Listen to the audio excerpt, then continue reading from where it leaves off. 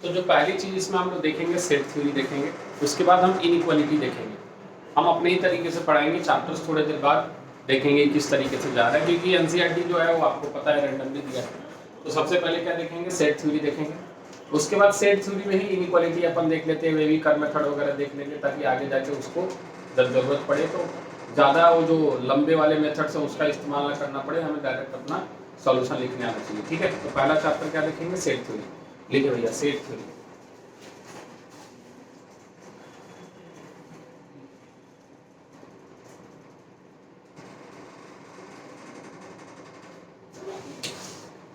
अच्छा, अब मुझे बताएं सबसे पहले कि सेट का मतलब क्या होता है। आप ये शब्द निजी जिंदगी में सुनते हैं, प्रयोग करते हैं। सेट जैसे क्या होता है, आप जैसे हम कोई एग्जांपल बोले, अगर ऑरेंज बोले तो आपके दिमाग में एक इमेज बनता है, एप्पल बोले तो लाल लाल सेब बनता है, ऐसा कुछ है ना। तो जब सेट बोला जाता है तो एक परसेप्शन होना चाहिए ना माइंड का। वो आपका परसेप्शन क्या है, सेट से आप क्या समझते हो, रिकलेक्शन किस चीज का, किसी भी चीज का। क्या उसमें कुछ स्पेसिफिक आप ढूंढने की कोशिश कर रहे हो? नहीं, ऐसे अगर हम बोल दे कि ये आदमी है, ये बकरा है, ये भैंसे हैं, तो क्या मिलकर सेट बना, कुछ सिमिलरिटी होनी चाहिए। क्या होनी चाहिए, कुछ बिल्कुल जो आप सोच रहे हैं वही सेट होता है, कुछ अलग चीज है नहीं। तो सेट का अगर हम डेफिनेशन की बात की जाए, सबसे पहले सेट के डेफिनेशन की अगर हम बात करें तो डेफिनेशन सिंपल है। डेफिनेशन कहता है वेल डिफाइंड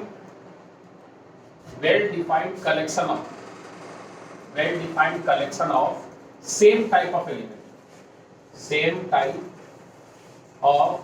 एलिमेंट्स। एलिमेंट्स बोले, पॉइंट्स बोले, ऑब्जेक्ट्स बोले, एंटिटी बोले, सब एक ही शब्द है। एक तरीके के एलिमेंट्स को जब हम एक साथ रखते हैं तो उसको हम क्या बोलते हैं बच्चे, सेट बोलते हैं। इट इज, इसी में लिख ले, जनरली रिप्रेजेंटेड इन, एक कर्ली ब्रैकेट सभी ने देखा है, अरे देखा है नहीं देखा है, इस ब्रैकेट के अंदर इसको जनरली हम रिप्रेजेंट करते हैं। अब इसकी डिटेल थोड़ी सी हम पढ़ लेंगे क्यों रिप्रेजेंट करते हैं, ठीक है। अच्छा, अब कुछ चीजें हम पूछ रहे हैं, पहले वो बताना, ठीक। जैसे मान लो एक चीज हमने यहाँ लिखा ए, जिसके अंदर हमने लिखा 1 2 3 4 5 6, और इसको हमने ब्रैकेट के अंदर इंक्लोज कर दिया। क्या ये सेट है? सेट है, ठीक है। एक दूसरा एग्जांपल हम ले लेते हैं, b इक्वल टू ऐसा ले लेते हैं 1 3 5 7, क्या ये सेट है? चल तीसरा एग्जांपल ले लेते हैं, c 2 4 6 8 10, क्या ये सेट है? चल एक और एग्जांपल ले लेते हैं, d a e i o u, क्या ये सेट है? चल अगला एग्जांपल ले लेते हैं, e 3 9 27 81, क्या ये सेट है? है, ठीक है। थोड़ा देख लेते हैं, अभी f ले लेते हैं 1 7 14 28, क्या ये सेट है?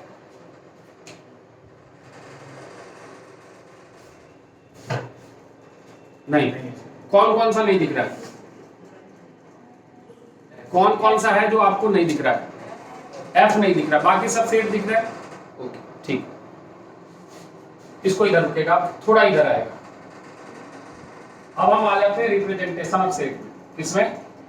Representation of set. कि सेट को रिप्रेजेंट कैसे किया जाता है। जैसे हम बोले कि ये सेट है, अब किसी बच्चे ने पूछा सर ऐसे ही क्यों लिखा, आप ऐसे जिगजैग मूवमेंट में क्यों नहीं लिख रहे हो, ऐसे गोले गोले क्यों नहीं लिख रहे हो, सारे एलिमेंट्स को घड़ी बना दो सब ऐसा। तो हर चीज को रिप्रेजेंट करने का एक स्टैंडर्ड तरीका होता है जो हमारे यूनिवर्सली या वर्ल्ड वाइड उसको फॉलो किया जाता है। यहाँ सेट को रिप्रेजेंट करने के हमारे पास दो मेथड है, यानी दो फॉर्म है। कितने फॉर्म है? पहले फॉर्म को हम बोलते हैं रोस्टर फॉर्म। क्या बोलते हैं? या किसी किसी बुक में इसी को हम टैबुलर फॉर्म के भी नाम से जानेंगे। और दूसरा फॉर्म है जिसको हम बोलते हैं set builder form. Set builder form.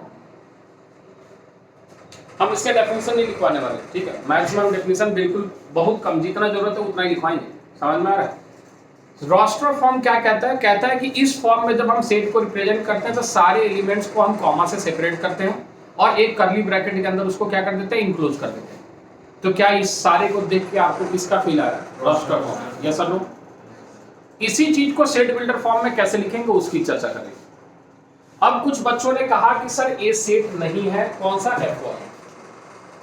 बाकी सारे सेट है, बाकी सारे सेट है। अब हम बोल रहे हैं F भी सेट है, कैसे है उसकी चर्चा अभी करेंगे। क्या ये सभी को क्लियर है कि इस वाले रिप्रेजेंटेशन को हम क्या बोलेंगे? तो रोस्टर फॉर्म सभी को क्लियर है भैया? कोई कंफ्यूजन है? चलो इसी सेट को हम लिखते हैं किसमें? Set builder form. जो 11th वाले बच्चे हैं उनका एक क्वेश्चन स्कूल में यहां से आता है कि रोस्टर फॉर्म को सेट बिल्डर फॉर्म में कन्वर्ट कीजिए और सेट बिल्डर फॉर्म को रोस्टर फॉर्म में कन्वर्ट कीजिए। ठीक है, तो अगर इसी चीज को, अगर मान लो आपको ए को लिखना है, ए को आपको किसमें लिखना है बच्चे? Set builder form. किसमें लिखना है? कैसे लिखोगे?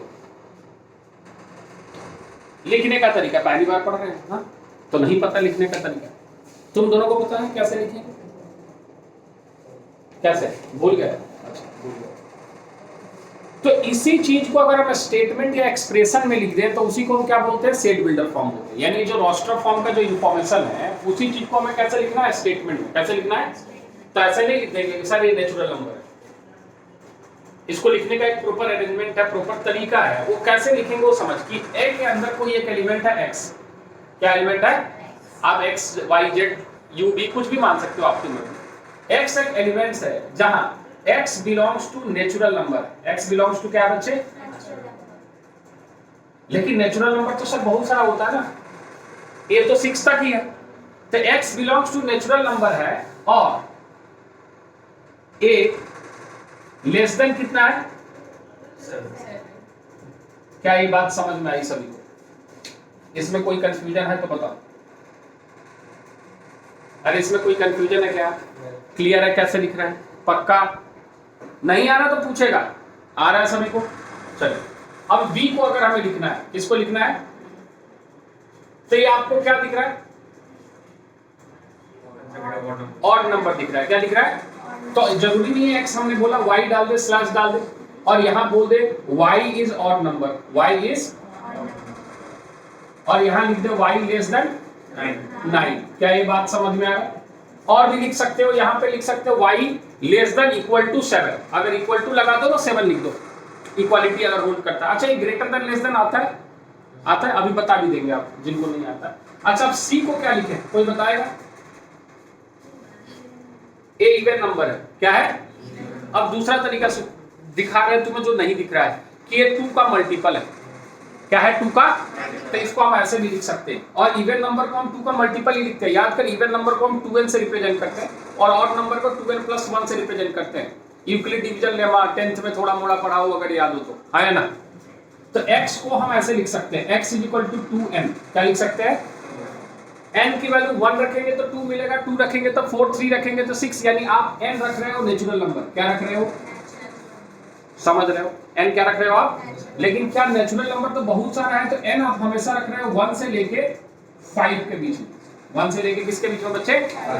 1 से शुरुआत हो रहा है और कहां पे खत्म हो रहा है? 5 पे। क्या समझ रहे हो कैसे लिख रहे हैं? कोई दिक्कत है? कैसे कन्वर्ट करना है समझ में आ रहा है? अगर हम d की बात करें, किसकी बात करें बच्चे? तो d हमारे पास वॉवेल्स है। क्या है?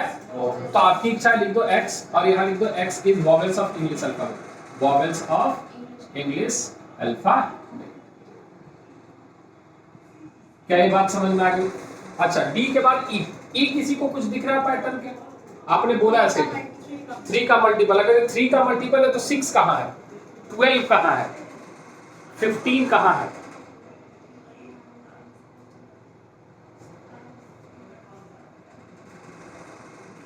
चलो a है x और ये है 3 का पावर n। 3 का पावर क्या है? Power 1, power 2, power 3, power 4। यानी यहाँ n की वैल्यू हम रख रहे हैं, n बिलोंग्स टू क्या बच्चे? Natural number. और n की वैल्यू लाई कर रही है 1 से लेके किसके बीच में? अब तुम सोचोगे सर हमें कैसे पता? हमें पैटर्न नहीं दिखा। तो चिंता मत कर, 10-15 पैटर्न ही है जो अभी तुम पढ़ लोगे और वही रहता है, कुछ खास बदलने वाला नहीं। इससे इसमें कन्वर्ट करना थोड़ा ट्रिकी है, मतलब आपको पैटर्न ढूंढना पड़ता है। लेकिन यहां से यहां आना बहुत आसान है क्योंकि दिखता है ना क्या करना है। यहां से यहां जाना थोड़ा सा स्लाइटली थोड़ा सा अनऑर्थोडॉक्स है, थोड़ा पैटर्न ढूंढना पड़ता है वो सीरीज जो है। तो अब इस वाले को पता क्या है? ये तो दिख ही नहीं रहा। आपने बोला था ये सेट नहीं है, हाँ है ना? हम बोल रहे हैं सेट है, क्या है सेट? ये y है और y इज फैक्टर ऑफ 28 है, फैक्टर ऑफ 28। देख तो ये सारा 28 का फैक्टर है क्या? 28 भी 14 से डिवाइड है, 7 से भी और 1 से भी। यस और नो? क्लियर है? समझ में आ रहा है कैसे जा रहा है? कोई कंफ्यूजन है इसमें?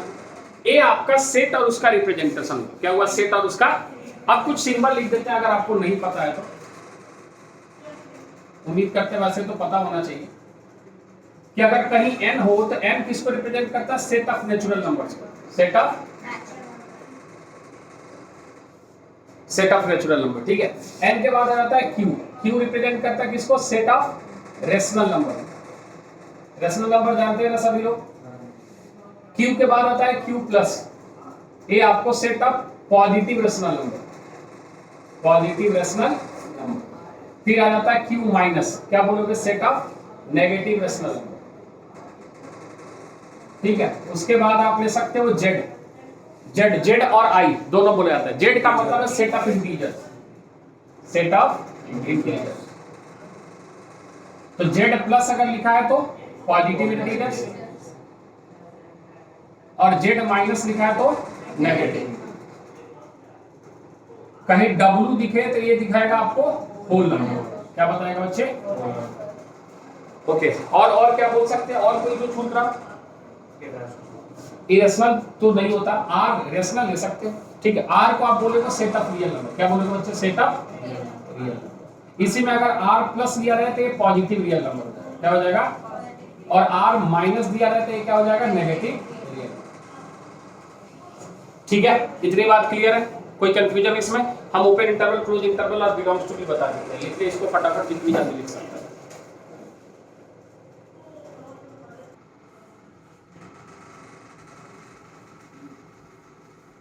पीजी की भी लाइफ बहुत इंटरेस्टिंग होती है, मतलब चाह के भी कुछ नहीं कर सकते। 7 के 7 दिन पराठे खा रहे कभी मूली पराठे, कभी प्याज पराठे, कभी आलू पराठे और किसी दिन समझ में नहीं आ रहा है किस दिन मूली था, किस दिन प्याज था, किस दिन आलू था, सब दिन टेस्ट एक ही है।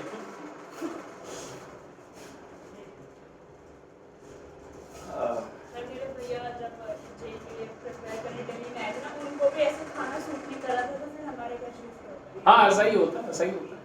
वो फिर कुछ दिन बाद आपका वो टेस्ट बर्ड है ना, वो कंफ्यूज हो जाता है, उसको समझ नहीं आता कि भाई क्या डिटेक्ट करें। और सर कहते थे कि यहाँ पे हम तो चिकन वगैरह खाते हैं डेली बेसिस पे, तो कहते हैं यहाँ खाना खा के मेरा पढ़ाई भी ठीक हो रहा है।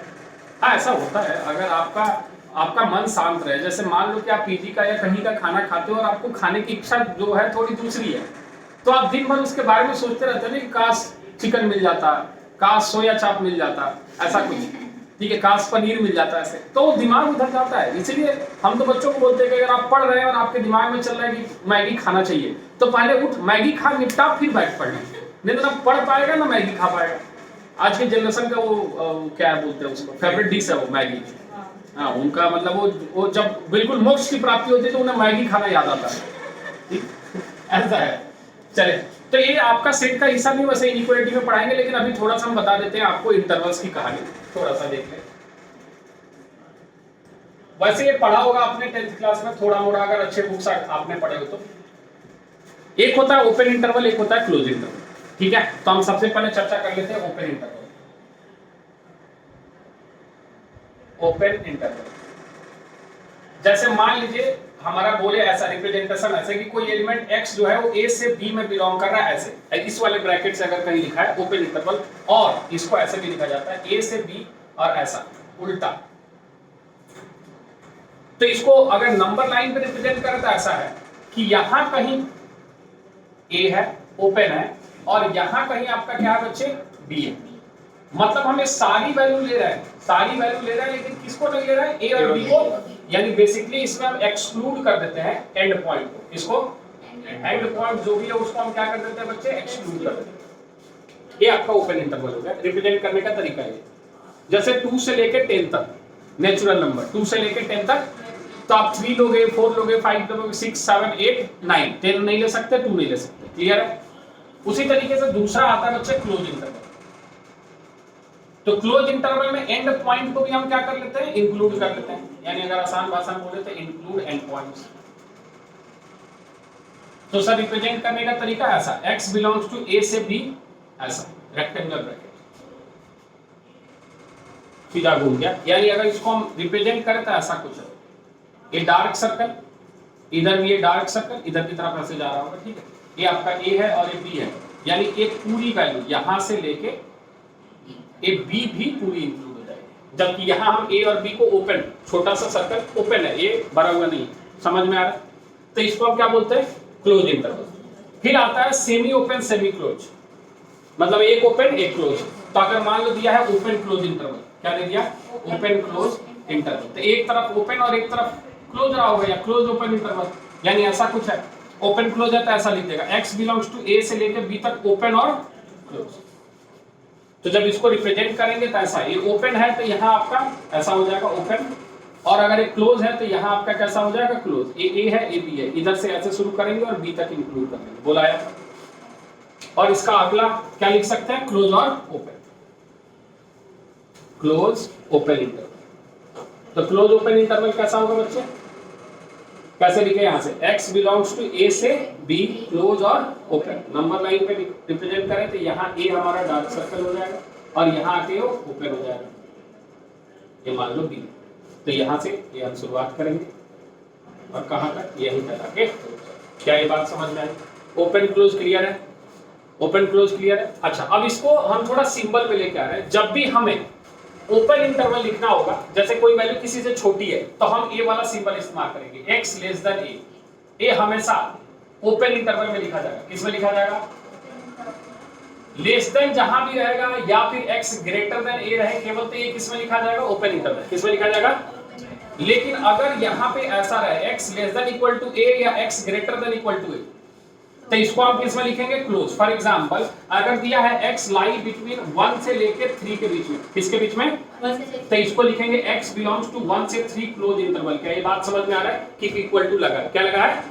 लेकिन अगर इसी को लिखते x ऐसे, x लाई बिटवीन 2 से लेके 10 तक, 2 से लेके, तो यहां लिखेंगे x बिलोंग्स टू 2 से लेके 10, और कैसा लिखेंगे, ओपन इंटरवल। बोल आया क्या, मतलब इक्वल टू नहीं लगा है, एंड पॉइंट को छोड़ना है, इक्वल टू लगा है, एंड पॉइंट को इंक्लूड करना है। ओपन इंटरवल क्लोज इंटरवल, बोल आया।